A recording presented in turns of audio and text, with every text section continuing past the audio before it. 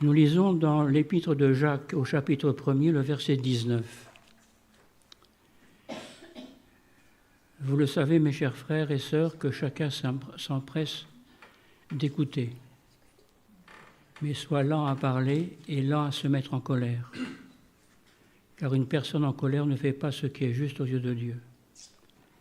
C'est pourquoi rejetez tout ce qui salit et tous les excès, dus à la méchanceté. Accueillez-vous avec humilité la parole que Dieu plante dans votre cœur, car elle a le pouvoir de vous sauver. Ce que je voudrais, c'est insister sur que chacun s'empresse d'écouter, mais soit lent à parler et lent à se mettre en colère.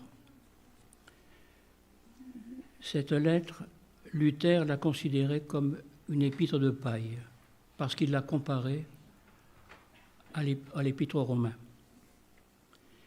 Et pourtant, les deux écrits, Jacques et Romains, sont complémentaires.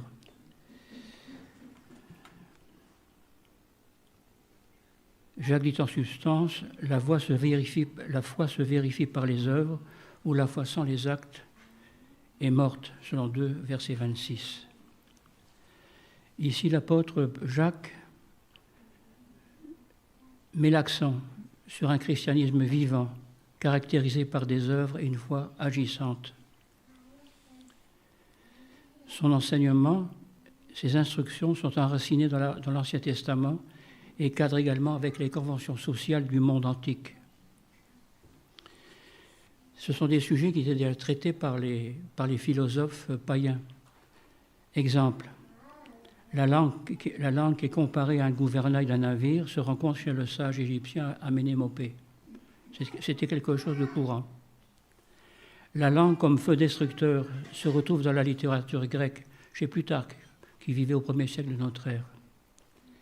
Et l'importance d'être lent à parler et conformer ses actes à ses paroles est un idéal qui a été soutenu par le Romain Cicéron.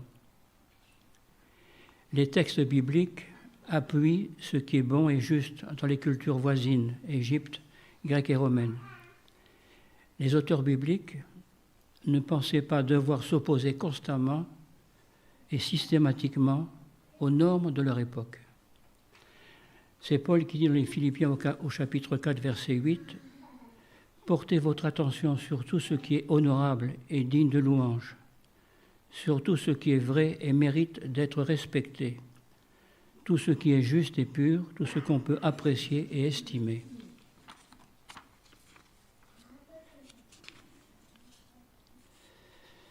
Parler ou se taire.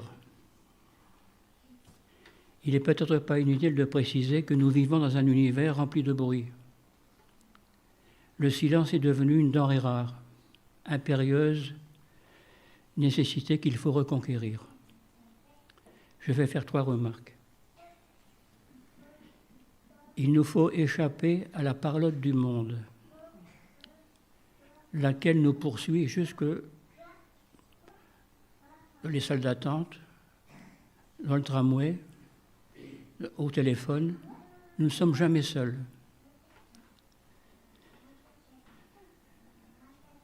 On ne nous laisse plus seuls sans une musique que je qualifie moi d'insipide.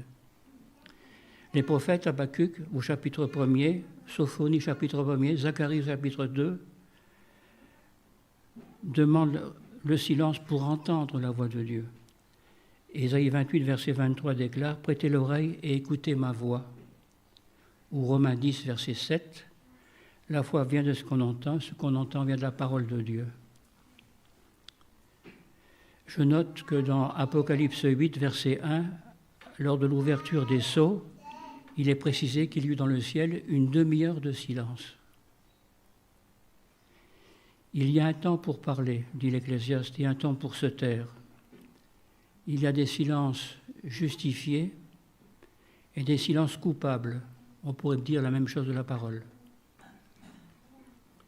Mais je ne sais pas si vous avez remarqué, mais lorsqu'on lit le Nouveau Testament, le silence a joué un grand rôle dans la vie de Jésus. C'est d'abord le silence des 30 ans de sa préparation. C'est le silence des 40 jours de la tentation. C'est la demande du silence sur sa personne, sur ses miracles, sur sa messianité. Il demandait d'ailleurs à ses disciples de ne pas en parler. Et lorsqu'il guérissait quelqu'un, il lui demandait d'aller voir le sacrificateur pour apporter un sacrifice d'action de grâce. Mais son regard donnait vie à ses silences vis-à-vis de Pierre lorsqu'il le renie. C'est le silence qui accompagne le pardon de la femme surprise en flagrant délit d'adultère.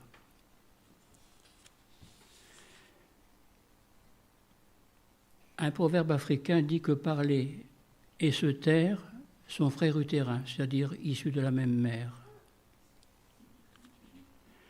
Et ce que je voudrais voir ici avec vous ce matin, c'est examiner brièvement un aspect de la parole et un aspect du silence. Et tout d'abord, le contrôle de la langue. Nous recherchons des silencières. Je vais vous expliquer le terme. Dans le bas empire romain, c'est-à-dire nous sommes au IIe ou au IIIe siècle de notre ère, il y avait une fonction qui était tenue au début par un esclave et ensuite par un huissier, qui veillait au bon ordre des réceptions. Il s'appelait le silenciaire. Il était chargé de réguler, faire taire et parler, de respecter le silence en temps et lieu utilisé afin que la parole puisse s'exprimer. J'ouvre une parenthèse pour vite la refermer. Dans le monde gréco-romain et même chez les Hébreux, toute lecture était faite à voix haute.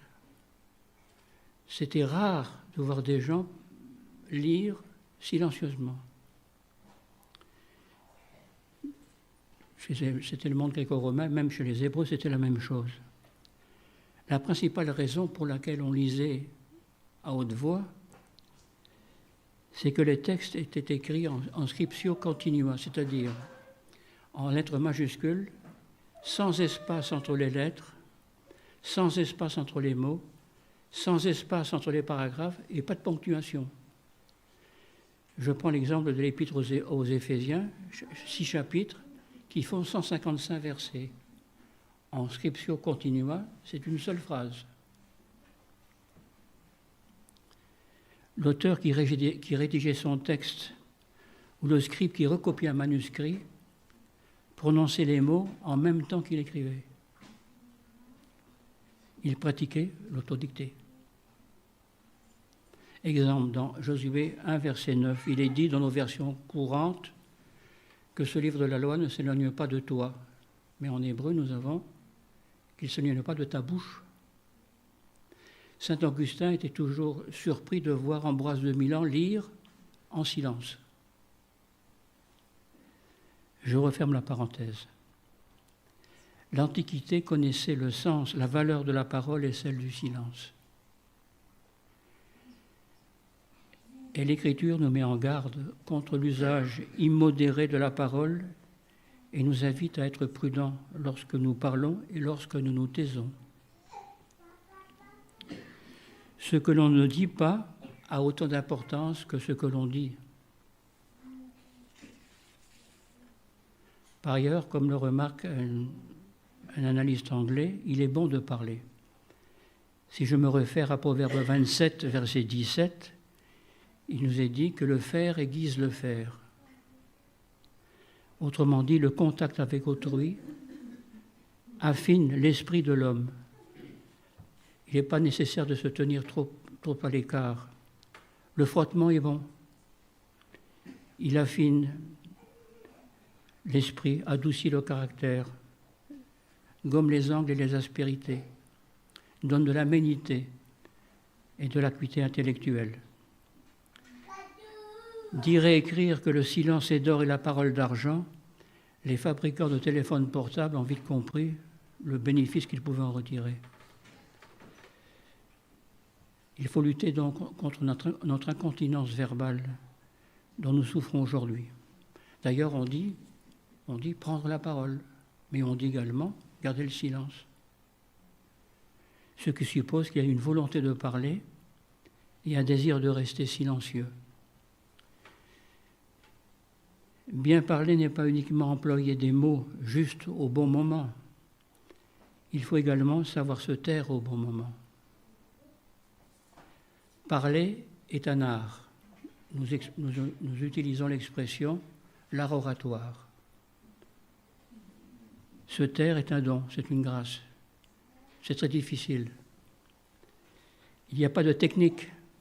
Nous l'apprenons sous la férule du Saint-Esprit. Discipliner notre langue, apprendre à parler, à se taire, est une école exigeante. Jacques 3, verset 9, déclare également, évoque les terribles dégâts provoqués par une langue incontrôlée. Avant de parler, il faut savoir se souvenir que les mots peuvent être une fenêtre, une ouverture, que le silence n'est pas mutisme, mais passerelle. La langue des sages apporte la guérison, sur le Proverbe 12, verset 18. Est-elle bavarde à la légère, blesse comme une épée. Parlez comme un disciple. 3 des 7 abominations énumérées dans Proverbe 6, versets 16 à 19, sont dues à un mauvais usage de la parole. Ceci donne la mesure de l'importance de la parole. Parlez comme un disciple. Ésaïe 50, verset 4 déclare « Le Seigneur m'a enseigné ce que je dois dire pour que je sache avec quels mots je soutiendrai celui qui faiblit. Chaque matin, il me réveille, il me réapprend à écouter. » Lorsque Dieu parle, c'est une parole toute simple, toute courte. Le Saint-Esprit nous apprend à parler avec sobriété, de façon concise, à apporter une parole de vie qui respecte la capacité d'écoute de la personne qui est en face de moi. Une parole qui libère, qui ressource et qui rafraîchit. Les paroles valent ce que vaut celui qui les prononce. Et Proverbe 10, versets 20 et 21, met face à face la parole du juste et la parole du méchant. Il établit un parallèle entre parole et cœur. C'est Pascal qui disait que c'est le cœur qui sent Dieu et non la raison. Alors, vaut-il mieux regretter de s'être tu alors qu'il aurait fallu parler, ou d'avoir parlé quand il aurait fallu se taire? La sagesse des nations répond différemment. En Orient, on privilégie le silence, porteur de toutes les richesses. En Occident chrétien, on croit à la parole. Une analyse psychanalytique à laquelle je n'ai pas compris grand-chose, mais je vais vous donner la conclusion. La parole est parfois le meilleur moyen de ne rien dire, alors qu'il existe des silences criants. Et je pense ici à la prison du silence, celle des chrétiens enfermés dans les pays dits totalitaires. Le silence est alors une arme de l'ennemi. Que l'on se souvienne également du fameux décret nazi Nuit et brouillard du 7 décembre 1941. C'est l'alternance des deux régimes qui rend le silence et la parole chargés de sens, comme le souligne l'Ecclésiaste. Le silence est bon quand il est plein, c'est-à-dire quand tout ce qui devait être dit l'a été. Joseph, le grand muet de l'histoire de la Nativité. Il n'y a pas de discours, on parle de lui sur quelques versets. Mais quelle éloquence dans son attitude. Ses actes possédaient un langage. L'Église primitive nous donne plusieurs exemples où la parole et le silence sont mesurés. Lorsque nous lisons Acte 21, verset 40, il nous est dit ceci. Paul, sur les marches, menacé de mort, fait signe de la main pour parler au peuple. Un profond silence s'établit. Acte 22, verset 2, lorsqu'ils entendirent qu'il parlait en langue hébraïque, ils redoublèrent de silence.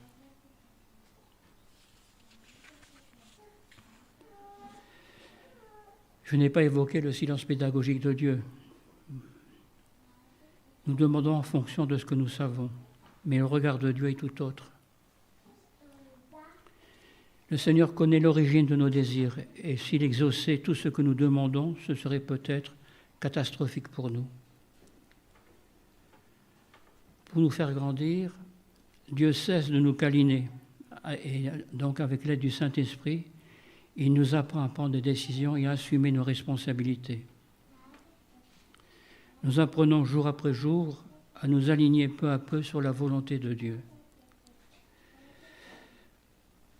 En conclusion, on va pouvoir dire, puisque nous avons commencé à apprendre à écouter et faire silence devant Dieu, nous pouvons dire que nous avons commencé à apprendre à parler. Amen.